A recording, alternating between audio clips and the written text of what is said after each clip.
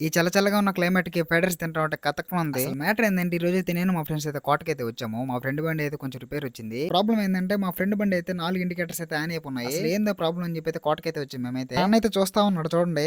అసలు ప్రాబ్లమ్ ఏందో అసలు అర్థం కావట్లేదు అన్నకైతే. అన్నయితే తమ్ముడు షోరూమ్‌కి వెళ్తే బెటర్ అని చెప్పాడు. అందుకని చెప్పి మేమైతే షోరూమ్‌కి వెళ్దాం అని చెప్పి అయితే ఫిక్స్ అయిపోయాం రేపు. అక్కడి నుంచి అయితే వచ్చేసి ఏమైనా తిందామని చెప్పి తిరుగుతా ఉన్నాము. ఇంకా విద్యానగర్‌లో ఉన్న ఆల్సీస్‌కి అయితే వచ్చాము ఏమైనా తిందామని చెప్పి. ఇక్కడ రాగానే మా ఫ్రెండ్ అయితే బిర్యానీ తిందామని చెప్పాడు.